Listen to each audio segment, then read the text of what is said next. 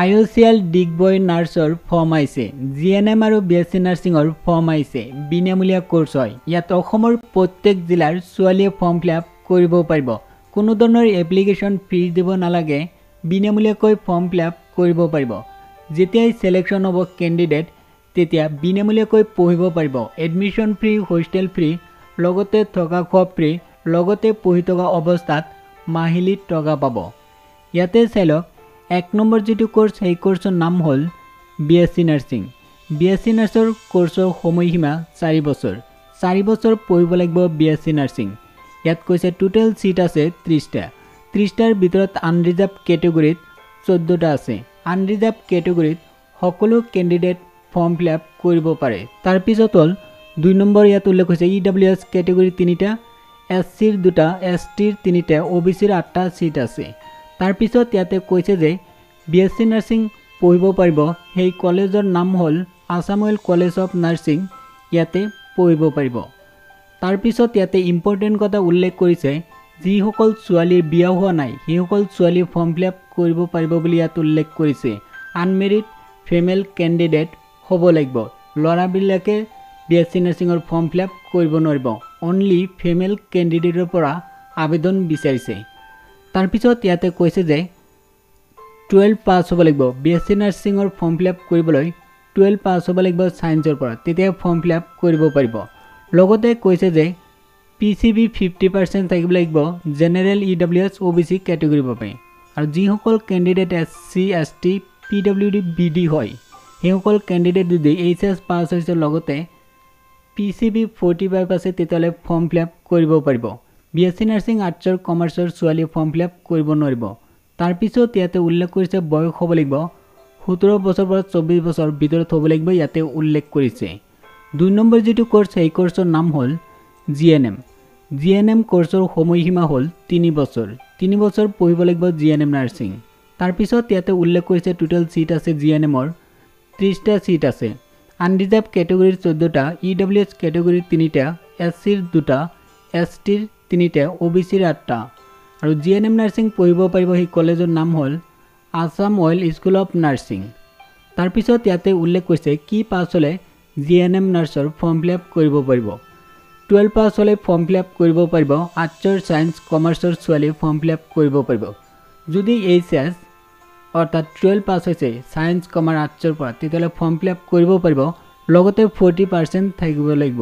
যিসকল candidate SC ST PWD BD হয় সেইসকল কেণ্ডিডেট যদি 35% পায় তেতিয়াহ'লে ফৰ্ম ফিলআপ কৰিব পাৰিব। 40% লাগিব জেনেৰেল ইডব্লিউএছ ওবিসি কেটেগৰীৰ বাবে 40%।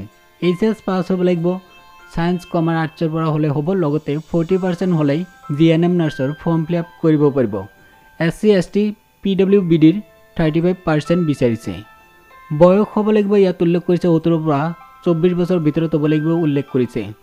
তাৰ পিছত ইয়াতে উল্লেখ কৰিছে সিলেকশ্যন প্ৰচেছ ৰিটন টেষ্ট অৰ্থাৎ লিখিত পৰীক্ষা হ'ব। তাৰ পিছত পাৰ্সোনেল ইণ্টাৰভিউ হ'ব। ইয়াতে উল্লেখ কৰিছে যে পাৰ্সোনেল ইণ্টাৰভিউ। তাৰ পিছত ইয়াতে উল্লেখ কৰিছে ডিগবৈ হ'ব ইণ্টাৰভিউ। তাৰ পিছত ইয়াত উল্লেখ কৰিছে বিএছচি নাৰ্ছিং যেতিয়া সিলেকশ্যন হ'ব, সিলেকশ্যন হৈ যেতিয়া এডমিশ্যন পাব তেতিয়া প্ৰতি মাহে টকা পাব। প্ৰথম বছৰত 2800 পাব প্ৰতি মাহে। দ্বিতীয় বছৰত পাব 3000 প্ৰতি মাহে। ইয়াতে থাৰ্ড ইয়াৰ উল্লেখ কৰিছে 3200 টকা পাব প্ৰতি মাহে। তাৰ পিছত 4 বছৰ যেতিয়া হ'ব ফৰ্থ ইয়াৰ তেতিয়া পাব 3400 প্ৰতি মাহে পাব। ইয়াতে উল্লেখ কৰিছে।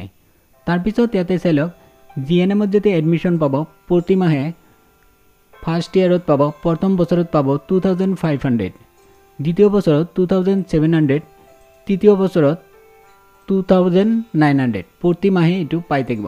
তাৰ পিছত কৈছে যে কেণ্ডিডেটৰ ফৰ্ম ফিলআপ কৰিব লাগিব। অফলাইন যোগে ফৰ্ম ফিলআপ কৰিব লাগিব। ফৰ্ম ফিলআপ কৰি এইটো এড্ৰেছত জমা দিব লাগিব।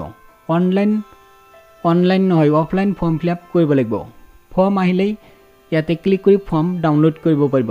এই ভিডিঅ' ডেছক্ৰিপশ্যনত লিংক দিয়া থাকিব। সেই লিংকত ক্লিক কৰি গোটেই ডিটেইলছ জানিব পাৰিব। লগতে যিটো এপ্লিকেশ্যন ফৰ্ম আহিব সেই ফৰ্ম ডাউনলোড কৰি প্ৰিণ্ট আউট কৰি ফিলআপ কৰিব পাৰিব। তাৰ পিছত এড্ৰেছ ইয়াত উল্লেখ কৰি দিছে। এইটো এড্ৰেছত বাই পোষ্টত জমা দিব লাগিব।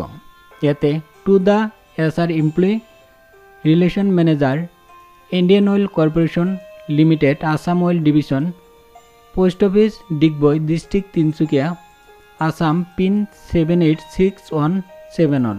এই এড্ৰেছত জমা দিব লাগিব। এপ্লিকেশ্যন জমা দিয়াৰ তাৰিখ 21 নৱেম্বৰৰ পৰা ইতিমধ্যে আৰম্ভ হৈ গৈছে। এতিয়া কাম কৰক, এই ভিডিঅ'ৰ ডেছক্ৰিপশ্যনত লিংক পাব, সেই লিংকত ক্লিক কৰি গোটেই তথ্য জানিব পাৰিব, লগতে এপ্লিকেশ্যন ফৰ্ম ডাউনলোড কৰিব পাৰিব।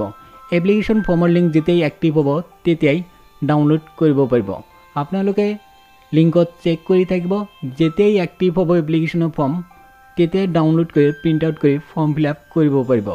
ভিডিঅ'ৰ ডেছক্ৰিপশ্যনত লিংক দিছোঁ, সেই লিংকত ক্লিক কৰি এতিয়াই এপ্লিকেশ্যন ফৰ্ম চেক কৰক, যদি আহিছে ডাউনলোড কৰিব পাৰিব। ভিডিঅ'ৰ ডেছক্ৰিপশ্যনত লিংক দিছোঁ, এতিয়াই চেক কৰক।